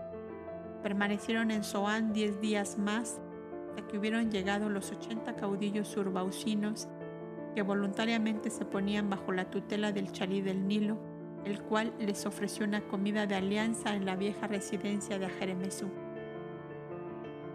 Les compuso y cantó el himno de paz que habían de adoptar como canción popular para todas sus fiestas, les obsequió el anillo de la alianza, forjado en cobre y plata, y les despidió después de hacerles prometer que nunca tomarían las armas uno contra otro sin antes darle aviso para evitar la contienda. Las glorias del deber cumplido. Milcha había recibido un aviso en el sueño, o por lo menos ella lo tomaba como un aviso. Se vio entre Sofía, Yoheván y Gaudes, que la sostenían a ella, y a Aldis, como si fueran dos enfermos convalecientes que no podían caminar por sí solos. Le hablaban de encerrar los tubos de cobre con los papiros en que Sofía había escrito la historia de sus desventuras dentro de un saco de cuero perfectamente cerrado y soltarlo al mar en un día en que el viento del norte soplara con fuerza. Le aconsejaron preparar a los niños para vivir solos en adelante, porque se acercaba la hora en que ella debía libertarse de su materia. Mas todavía le decían que separase uno del otro, que llevase a Adamú al establo de las ruinas aquellas y que dejase a Evana en la caverna, para evitar que, creyéndose hermanos, tendiesen después a separarse, buscando a Adamú otra esposa y entregando a Evana a otro compañero. Duérmelos con jugo de vid, decía Gaudes, cuando llegue el momento, y que al despertarse se encuentren el uno sin el otro, y no temas, que cuando sea llegada la hora, yo les haré encontrarse. Milcha comprendió por este sueño el gran designio que había sobre los niños, envuelta como se hallaba desde varios años bajo una protección que por lo visible y grande aparecía a veces maravillosa. No se extrañó de nada de esto y comenzó en ensayos a practicar lo que en sueños le habían aconsejado. Adamú contaba ya 5 años y a Evana le faltaban pocos meses para tenerlos. Ambos habían crecido robustos y fuertes, sin haber padecido nunca una enfermedad, y Milcha empezó a acostumbrarlos a servirse por sí mismos los alimentos, a buscar sus ropas y vestirse, a ordeñar los renos. Cesaron los paseos cotidianos y la caverna se transformó en pequeña escuela de conocimientos domésticos. Con hebras de los tejidos de lino, Milcha hacía que Evana aprendiera a coser. Las varillas metálicas de la jaula de la grulla habían dado material para que Milcha fabricase algunas agujas de tejer muy gruesas, a la verdad, pero que podían llenar la necesidad. Hacía finos punzones de madera o preparaba plumas de aves, y con tinte formado por negro humo y jugo de vid o de otras frutas, les hacía escribir sus nombres y las palabras más usuales en el vocabulario doméstico. Un día se aventuró a un ensayo mayor. Durmió a Evana al mediodía, dejó la alcoba cerrada y salió con Adamú, Madina y el otro reno en dirección a las ruinas. Enseñó al niño a montar solo, para lo cual el reno se echaba al suelo. Cuando llegaron pudo comprobar que nadie pasaba por aquellas ruinas, pues se encontraba todo conforme lo había dejado en los paseos anteriores. Limpiando el sitio del hogar, encontró por fin en el centro la piedra de fuego, como la llamaban, y colgando en un gancho el hierro de encender la hoguera, amontonó heno y ramas secas, y el fuego empezó a encenderse en una alegre llamarada, como si sintiera la dicha de tornar a vivir. Limpió y arregló los grandes pesebres de piedra, llenó de heno seco uno de ellos, extendió allí las pieles y mantas que había llevado, y quedó arreglada una hermosa cama. ¿Quién dormirá allí, mamá?, preguntaba Adamú. Nosotros, cuando dejemos la caverna que se va a hundir. ¿Por qué no vino Evana con nosotros? Porque tenía sueño y quiso dormir.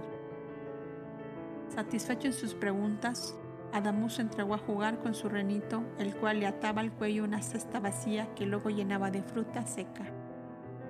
Milcha registraba todos los rincones de aquella inmensa ruina, por cuyos vericuetos se iba internando poco a poco cuando se aseguraba de que los escombros se sujetaban con tal fuerza que casi habían formado un solo cuerpo de bloque de piedra y gruesas vigas de madera. Ayudada por Madina, arrastró ramas secas para ocultar más la puerta del establo y, enredando las plantas trepadoras entre las ramas, formó una especie de muro circular delante del establo, en tal forma que desde fuera no se veía sino una hermosa lomada de verdor, cubierta además por las copas de los árboles gigantescos que había. Cuando estuvo convencida de que aquello era una morada segura, preparó en la inmensa piedra del hogar un sitio que serviría de mesa y comió con su hijo, el cual partía con el renito su ración. En su cesta de provisiones había llevado Milcha el jugo de vid, del cual dio tanta cantidad al niño que se quedó dormido.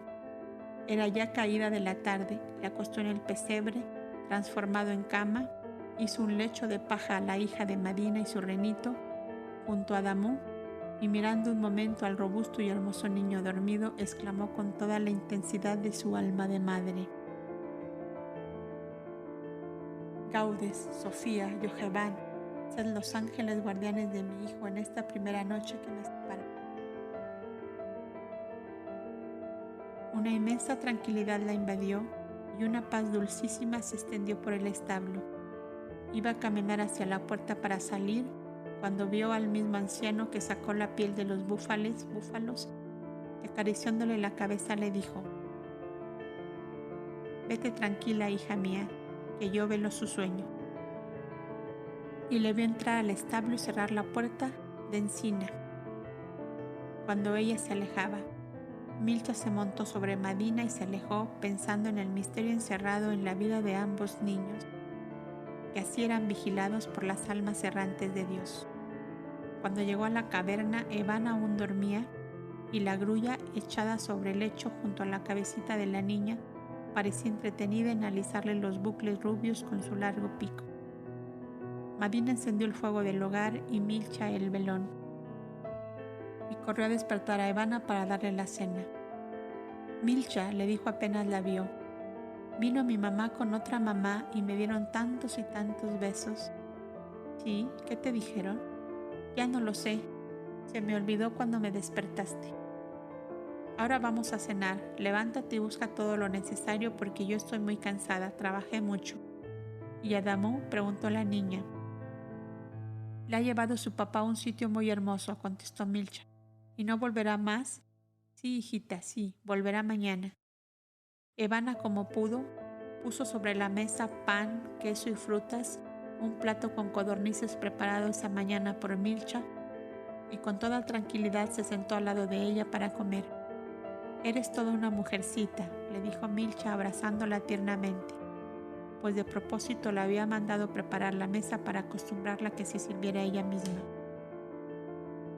Otra mujer en tales condiciones habría estado desesperada al pensar en que llegaría la muerte, dejando a aquellos dos niños abandonados, pero Milcha tenía dentro de sí la plena convicción de que la asistencia espiritual en la íntima unión que palpaba y veía de las almas errantes, que desde el plano etéreo en que se hallaban compartían con ella las contingencias de la vida humana y eran poderosos auxiliares en todo el curso de los acontecimientos que se iban sucediendo. Si el rey Nojepastro, levantando su pensamiento más arriba de la tierra que pisaba, hubiera pensado en que todos nos hallamos sumergidos en el pensamiento de Dios y que los desencarnados y los encarnados caminamos unidos, obedeciendo a un plan divino que desconocemos de otra manera muy diferente, había obrado con Yoheván y su propia hija, meditaba Milcha mientras Evana comía con gran apetito. ¿Qué tengo yo que temer de nada ni de nadie? ¿No veo acaso la protección divina y una ley fuerte y poderosa que nos va conduciendo paso a paso a un determinado camino sin que nadie pueda impedirlo? La muerte tan temida de los hombres. ¿Acaso es verdad la muerte? ¿No veo yo y siento a los que llamamos muertos vivir y sentir y amar y compartir conmigo el dolor o la alegría de la vida? Y cuando a mí llegue la hora de partir, ¿no continuaré lo mismo al lado de los niños para vigilarles y cuidarles? Cuánta grandeza, Dios mío, vine a conocer en esta caverna abandonada de todos, cuando más hundida me creí en un abismo sin fondo. Gaudes, Sofía, Yoheván, cuando me encuentre entre vosotros, seremos 4 fuerzas, 4 energías unidas a velar sobre Aldis y los niños, hasta que ellos a su vez se desprendan de la vida para continuar en el mundo de las almas, los caminos de Dios. Sumergida Milcha en estas meditaciones, no veía a Evana convertida en una verdadera ama de casa. Después de comer ella, dio de comer a la grulla y a Madina. Los renos empezaban a llegar y ella les fue llenando las cestitas de bellotas de encina y acercándolas a cada uno. Hecho todo esto, se divertía en arrojar puñados de paja y pequeñas ramas secas al fuego, que levantaba como una columna de oro su llamarada viva a cada porción de combustible que ella arrojaba. Después tomó una ramita que empezaba a quemarse y sobre la madera blanca de la mesa escribió con caracteres mal trazados desde luego estas frases: Milcha, Evana, Madina, Adamo. Y después dio grandes gritos de alegría que hicieron salir a Milcha de toda su reflexión. Ahora me ayudarás a hacer el pan, porque no tenemos para mañana, dijo a la niña sentándola sobre sus rodillas y alisándole los dorados cabellos. Sí, te ayudaré, porque tu pan me gusta mucho, contestaba Evana. Pues en adelante tendrás que decir mi pan, porque lo harás tú. ¿Seréis capaz de hacerla, querida mía? Como contestación, la pequeñita saltó de las rodillas de Milcha y fue a buscar el saco de la harina, y haciendo grandes esfuerzos para traerlo a la rastra, decía toda fatigada: ahora verás cómo hago el pan. Milcha, con inaudita paciencia, le explicaba todo y después, como si se tratara de jugar con ella, la dejaba que dispusiera la masa en forma de tortas y las enterrase bajo el rescoldo del hogar. Nuevos gritos de alegría a la primera torta que sacó del rescoldo, mediante una palita de cobre hecha es proceso para tal operación. Ahora se le quita la ceniza con este lienzo, ¿ves? Así explicaba Milcha a la niña, que miraba con gran atención. Y ahora se come así, ¿ves?, dijo tomando la dorada torta de manos de Milcha y aplicándole rápidamente sus dientes. Sí, ya veo que esto lo has aprendido sola, contestó riendo Milcha. Cuando la tarea estuvo terminada y siendo ya muy entrada la noche, Evana empezaba a dormirse y Milcha la llevó a la cama y la acostó. Se sentó de nuevo junto a la mesa frente al hogar y su pensamiento volvió hacia el establo de las ruinas donde dormía Adamo. Pobrecito, exclamó, él hará la misma vida dolorosa y amarga de los que le dieron el ser. Y una oleada de inmensa tristeza empezaba a oprimirle el corazón como una garra de acero. De pronto se sintió envuelta en un blando sopor y perdió la conciencia de la vida física. Su doble etéreo siguió a Gaudes con vertiginosa rapidez hacia el establo, al cual no entraron sino que vieron al pasar un joven hermoso y de grande estatura, que con una espada al parecer hecha de fuego, se hallaba de pie, inmóvil en la puerta del establo. ¿Ves?, dijo Gaudes, ese es uno de los millones de espíritus llamados guardianes que el amor eterno tiene puestos como vigías cerca de todo ser encarnado, que se encuentra dentro de la ley divina y que se arroja al seno de Dios sin más anhelo que el de cumplir en todo momento su soberana voluntad. Si 20 hijos tuvieras en este momento cerca o apartados de ti por voluntad divina y en igual situación que ese niño, 20 guardianes estarían para protegerles y defenderles. Aprende pues, hija mía, a comprender a Dios, que nunca jamás se deja ganar en generosidad con sus criaturas. Y si éstas sacrifican por él una afección o una vida, reciben en cambio un infinito mundo de amor y de paz y de felicidad. Milcha se sentía invadida por una energía formidable y por un febril anhelo de realizar grandes sacrificios para merecer toda esa felicidad cuyo preludio parecía sentir a larga distancia. Ahora visitarás a tu esposo, le dijo, y apenas había terminado la frase cuando se encontró en el jardín de invierno de la casa de Numo, donde Aldis estaba tendido en uno de aquellos grandes bancos cubiertos de pieles. A su lado estaba Boindra, que a Milcha le pareció Yoheván. Era la medianoche y aquel recinto se encontraba sumido en una suave penumbra, pues no había otra luz que la de un gran cirio, al cual una especie de inmensa pantalla en forma de bóveda, de un tejido vegetal y de color violeta, amortiguaba la claridad. Se acercó hasta Aldis y lo besó en la frente, se arrodilló junto a él y doblando su cabeza sobre aquel pecho que había sido su fortaleza, lloró silenciosamente. «Pobre Milcha», clamó de improviso Aldis, sintiendo el efluvio de ella aun cuando no la veía. «Pero eso no es lo que hablábamos», dijo Boindra. «Sí, es verdad, pero me vino tan fuertemente el pensamiento de ella que la exclamación salió sola de mis labios». El doble Terio de Gaudes se acercó a Milcha y poniéndole su mano sobre la cabeza, le hizo comprender que tuviera calma y esperase. «Perdonad», continuó Aldis, «si a veces no os trato con toda la respetuosa deferencia que debo, a causa de que vuestra presencia y vuestra voz me hacen pensar en Yoheván, que tenía menos años que yo, y no en Boindra, que puede ser mi maestro y mi padre también. No os inquietéis por ello, que demasiado lo comprendo.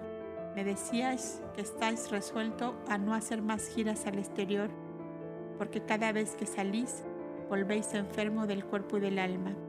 Así es, mas no entiendo la causa», observaba Aldis.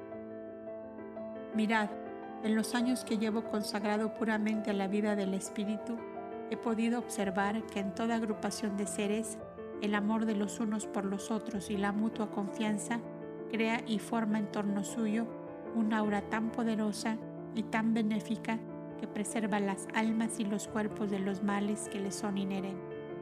Eres muy sensitivo, y una vez fuera de este ambiente te sientes azotado por todas las terribles influencias que empujan en general a los hombres a abandonarse a las cenagosas corrientes de la vida vulgar y grosera. La bestia de la sensualidad se levanta furibunda y hambrienta, y vos mismo decís que os sentís impelido por ella, apenas os alejáis de la casa de Numo. Eso quiere decir que en medio del mundo actual sois hombre perdido, que si estuvierais mucho tiempo apartado de aquí, seríais un vicioso como todos.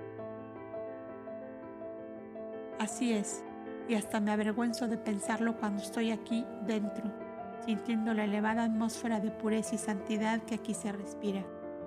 Me creeréis que hasta hubo momentos en que ni el pensamiento de Milcha y de Adamú, ni vuestro recuerdo eran capaces de borrar las ardientes y seductoras imágenes que me dominaban y me atraían con una irresistible sugestión. Lo creo, decía Boindra, porque habéis tomado una materia tan grosera y pesada que necesitáis de una intensa irradiación de amor espiritual para que ella no se convierta en cadena para vuestro espíritu. Si Milcha pudiera ver el resultado de mis correrías en medio de los hombres, bendeciría a Dios de que yo me encuentre tan dulcemente protegido entre estos muros, antes de soportar el amargo desengaño de verme arrastrado por el vicio, olvidándome de ella y hasta de mi hijo. Yo bendigo al Altísimo que habéis llegado por fin al convencimiento de que todo, absolutamente, cuanto os ha ocurrido, es uno de los efectos del amor eterno aplicado al mayor bien de todos vosotros. Y bendigo también al Altísimo que os dio fuerzas para regresar a este nido de paz y de seguridad, porque de no ser así, habríais perdido lastimosamente esta encarnación. Os habríais salido del aura de protección establecida para vos y no os reuniríais con vuestros compañeros de alianza, sino después de muchos siglos de encarnaciones terribles y de caídas desastrosas. El doble Terio de Milcha se alejaba de Aldis casi con horror y se refugiaba entre el aura paternal y protectora de Gaudes que le infundía serenidad y valor. Mirad por qué, continuó Boindra, se aconseja en la casa de Numú estudiarse mucho cada uno a sí mismo y por qué el alto consejo debe estar formado por hombres de una gran experiencia en los caminos espirituales. Nosotros debemos observar las fuerzas de nuestro espíritu y también analizar las condiciones de la materia que nos acompaña. Es un celo y un entusiasmo indiscreto el que ha llevado a muchos cobdas al abismo. Y nuestras crónicas están llenas de ejemplos tristes de hermanos nuestros que creyéndose fuertes se aventuraron a lanzarse al mundo, los unos a ser mandatarios de pueblos, los otros a servir de audumblas o augures cerca de los jefes o caudillos que los han solicitado, conociendo sus propias facultades espirituales, y no les fue bastante escudo de defensa el buen deseo que les animaba al salir para tales destinos. En el fondo de ellos mismos vivía aún como larva letargada y no muerta la vanidad, el egoísmo, el amor propio, que dentro de esta sutil y purísima atmósfera de olvido de nosotros mismos y de amor recíproco, no se reavivan ni crecen ni toman cuerpo y al fin acaban por morir, del mismo modo que en un organismo puro y limpio no hacen presa los bacilos de ninguna gangrena. Pero esas larvas inmundas, puestas al contacto de una atmósfera enfermiza y viciada, enseguida se yerguen amenazadoras y hambrientas, agostan la vida del alma como los bacilos la vida del cuerpo. El doble Terio de Milcha se acercó nuevamente a Aldis, impulsada por Gaudes, se arrodilló de nuevo junto a él y uniendo su cabeza a la del pobre enfermo, le dijo con la voz sin ruido de su pensamiento: «Perdona mi mezquindad, que en un momento tuve asco de ti. ¿Acaso en otra vida fui yo misma tan débil como tú? Que Milcha y mi hijo perdonen mi miseria y mi debilidad», exclamó Aldis, «porque estoy convencido de que hubiera sido yo causa de dolor y de tormento para ellos, en medio de la sociedad humana de la actualidad». «Qué sabio es Dios, qué sabio es Dios», exclamaba, oprimiéndose con ambas manos la cabeza. Boindra le hizo beber un vaso de agua del surtidor de la fuente y le dijo al retirarse para hacer lo mismo con otros enfermos que descansaban hacia el lado opuesto del recinto: «No os atormentéis más con el pasado, ahora a pensar en el porvenir». Gaudes y Milcha se alejaron y la última se despertó en la caverna donde el fuego parecía apagado y solo la luz del velón iluminaba débilmente el recinto. Estremecido de frío su cuerpo, Milcha reavivó las ascuas cubiertas por la ceniza, arrojó en ellas pajas y ramas secas y la hermosa llamarada alumbró de nuevo la caverna. Miró a Evana, que dormía a su lado con la grulla. Madina se le acercó a lamer sus manos y ella le dijo: «Dormiremos unas horas y luego me acompañarás para buscar a Damu. ¿Oyes, Madina?». La reina obedeció y fue a echarse junto a su numerosa familia. «Pobre Aldis», exclamaba hablando consigo mismo, «le he soñado lleno de remordimiento. Guárdale, Dios mío, en tu ley, aunque deba estar separado de mí para toda su vida». Y se durmió hasta el amanecer. Con la primera luz de la alborada salió de la caverna y, seguida por Madina y los demás renos, se dirigió hacia el arroyito cerca del cual estaban las ruinas. La puerta del establo estaba abierta y dentro no había nadie. Salió nuevamente y empezó a llamar al niño: «Adamó, Adamó», pero nadie le respondía. Salió fuera del bosque de viejos árboles que sombraban las ruinas y entonces vio a la reno por la orilla del arroyito hacia el sur, caminando lentamente con Adamó montado sobre ella y seguidos por el renito pequeño. «Gracias a Dios, qué susto me he dado», exclamó, echando a andar hacia ellos. Pero Madina emprendió una veloz carrera y fue a colocarse ante su hija para hacerla detenerse. Milcha llegó hacia su hijo, que reía felicísimo, enseñándole 2 pichones de codornices que llevaba en el bolsillo de su vestido. Milcha lo abrazó tiernamente mientras le decía: «Volvamos a la caverna antes de que despierte Evana».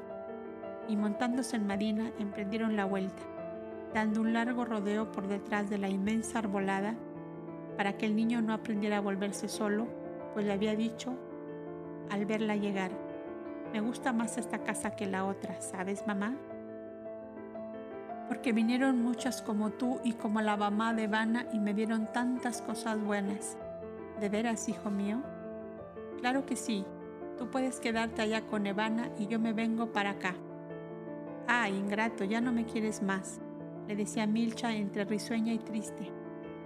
«Entonces nos venimos todos». Después, decía Milcha, cortando esa conversación. Llegaron a la caverna donde la niña dormía, siempre acompañada de la grulla que parecía velar su sueño. Las mujeres copdas. Una mano oculta pero potente en sumo grado parecía ir preparando la unidad de todos los países del valle del Éufrates. La espantosa catástrofe de las 5 ciudades desaparecidas por la explosión de los pozos de petróleo había anulado el foco más emponzoñado del mal existente en esa región. La parafeme de la casa de Numu, para mujeres, era hermana de un jefe de tribus que habitaba en el occidente de Urcaldia llamado Tares. Era una especie de pastor monarca que llevaba el título de patriarca y su forma de gobierno era hereditaria y casi completamente familiar, pues el patriarca era el padre que arreglaba los asuntos de casa de la forma más conveniente y tranquilizadora para todos. Tares se presentó, pues, un día a la casa de Numu para hablar con su hermana Pada, que era la matriarca o parafeme, que con su alto consejo resolvía los asuntos internos, debiendo en lo exterior dejarlo todo a cargo de sus hermanos los copdas. Desde que se habían abierto hospicios y casas de refugio, los copdas tenían una tarea extremada con los inválidos, los enfermos y los posesos que llegaban casi diariamente. También había aumentado el número de las copdas, porque las mujeres que curaban del cuerpo en el hospicio y del alma en el refugio debían pasar a la casa de Numu para formar en las filas de aquellas mujeres abnegadas hasta el heroísmo, a quienes la naturaleza había negado la maternidad, pero que el amor había transformado en madres de todos los despojos de humanidad, que iban a aquellos recintos de paz y de sosiego buscando la curación física y la curación espiritual. Las copdas vestían la misma túnica azulada de los hombres, pero en vez de gorrito violeta, llevaban una especie de velo o manto de ese color que, ceñido a la frente, cubría la cabellera peinada en trenzas y caía hacia la espalda en largos pliegues hasta el suelo. Para protegerse de las venganzas de los que habían sido sus opresores, no se permitía la entrada a nadie que no fuera de absoluta confianza para el alto consejo, y hecha esta excepción, los demás solo podían hablarles a través de un muro de piedra en el que había pequeñas ojivas, cuya puertita era de sílex calado en forma de una estrella de 5 puntas, antiquísimo símbolo de la luz divina para la cual nada queda oculto. Por los inmensos bosques y jardines que circundaban en todas direcciones al vasto recinto, pasaban al hospicio y al refugio las encargadas de atender a los albergados en ellos, que eran siempre las más jóvenes, acompañadas por algunas de las más antiguas. Hacia el exterior no salían, sino en casos muy graves y urgentes. Tares manifestó pues a su hermana Bada que en la comarca occidental del Descensor y del Mar de la Muerte se había desarrollado una epidemia espantosa y que su hijo Abrano, que era el patriarca jefe pastor de la región, estaba desesperado, viendo a sus súbditos morir sin auxilio, pues por el miedo a de la peste los enfermos eran abandonados por sus propios parientes, en vista de lo cual su hijo solicitaba abrir un hospicio y que las mujeres copdas fueran a atenderlo, que él dispondría la casa y mandaría sus elefantes y sus camellos para conducir a las copdas enfermeras. Era el caso demasiado grave para que lo resolvieran ellas solas y fue necesaria una consulta con sus hermanos los Cobdas. La proposición fue aceptada, pero debían ir ellas acompañadas por 4 Cobdas ancianos, a más de los hombres de confianza que, como conductores de la caravana, mandaría el patriarca de Galad. Senio, el viejecito Cobda, a pesar de sus años, se había empeñado en ir, diciendo que antes de partir quería prestar un último servicio a la humanidad, dentro de la cual juzgaba que no habría peligro para él, a causa de que no podía ya ser considerado como un hombre, sino como un haz de raíces de encino, apta solamente para servir de cayado a los pastores. Así decía Senio, al montarse tranquilamente sobre el camello que abría la marcha de la caravana de mujeres cobdas al país de Galad. Las cobdas iban de 6 en 6, sentadas en cómodos sitiales cubiertos sobre el lomo de los elefantes, que eran 7 para conducir 42 cobdas. Y los hombres iban en camello y el cargamento era conducido por una tropa de asnos. La cobda que iba como jefa de la nueva casa era una mujer de 57 años que a los 24 de edad había huido de su hogar en el país de Van, porque su marido, poderoso caudillo, cuyas tribus ocupaban una vasta región de oriente a occidente hasta la costa del Mar Grande, era extremadamente celoso y había mandado grabar en la piedra de su testamento que, llegada su muerte, su mujer fuera sepultada juntamente con él. Era muy hermosa y no quería que otro la poseyera después de él. Había sido madre de 2 hijos de los cuales nada había vuelto a saber. Este viaje la acercaba a su país de origen y el amor de aquellos hijos que había buscado olvidar sin conseguirlo se levantaba nuevamente en su corazón como una llama de fuego que de pronto se reaviva, removiendo las ascuas cubiertas por la ceniza. Se llamaba Elisa. El viejecito Senio, como superior de aquel convoy, y sus 3 compañeros, no tan viejos como él, iban revestidos de todos los poderes necesarios para resolver cualquier asunto, pues la larga distancia no permitía consultas de ninguna especie. Cuando después de varios días de viaje llegaron por fin al lugar de su destino, que era más o menos donde siglos más tarde se alzaría la ciudad de Damasco, el viejecito Senio hizo levantar una tienda de campaña cerca de la casa hospicio que albergaría a las cobdas, y allí se instaló él con sus 3 compañeros. Abrano, el caudillo pastor, quiso llevarles a su propia morada, en la cual encontrarían las mayores comodidades de aquella época, pero él se negó completamente diciendo: «Yo soy el perrillo guardador de los corderos de Numo y debo estar a la puerta del redil hasta que la cerca esté bien consolidada». Y no hubo forma de arrancarle de su tienda, que fue para él y sus compañeros mansión de la sombra, taller, dormitorio y comedor. Estos acontecimientos fueron principio de una nueva alianza entre el país de Galad con el Chalí del Nilo, y extendiéndose luego al país de Tea y al lejano país de Gotzán, Nairi, que por oriente llegaba al mar dulce o lago Van, como se llamó más tarde. Los hijos de Elisa, a la muerte de su padre, se dividieron el vasto dominio, y el uno tomó para sí la zona oriental denominada Gotzán, y el otro la región occidental que daba sobre la costa del mar, llamado país de Tea, región que en épocas muy posteriores a aquella fue conocida por Fenicia. Sus ciudades importantes en el Neolítico eran Dapes y Gutium.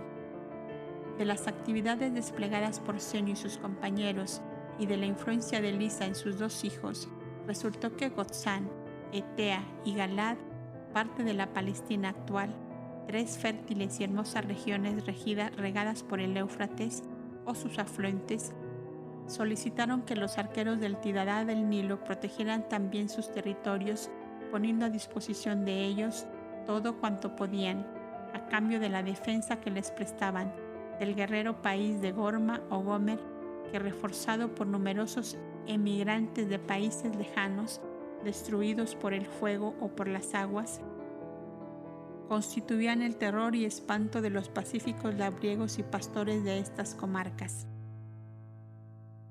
Siendo la población menos densa que en las regiones del Nilo, había inmensos campos vacíos, lo cual facilitaba enormemente las invasiones inadvertidas de aquellas razas turbulentas y conquistadoras, raíces fecundas de donde salieron siglos después los asirios y los hicsos, que lo invadieron todo hasta el valle mismo del Nilo. El círculo defendido por los arqueros de Boindra se ensanchaba pues enormemente y fue reforzado con 40,000 arqueros más, elegidos de entre los mismos países que se iban plegando a aquella grandiosa alianza de defensa mutua, de la cual venían a ser principales jefes los Cobdas de Negadá. Mientras tanto, el Tidalá, rey de naciones, estaba absorbido por sus enfermos del jardín de reposo, por sus plantas medicinales, por su lira, cuyas melodías llevaban el consuelo y la alegría a los doloridos y atormentados, y cuando se le llamaba a la sala baja de los asuntos externos, exclamaba como saliendo de un sueño: «Ah, es verdad, en el reino de la armonía formado por mis plantas y mi lira, olvido el reinado de la desarmonía y del tumulto, que bulle como un mar agitado, allá afuera entre los hombres que aún no aciertan a comprenderse».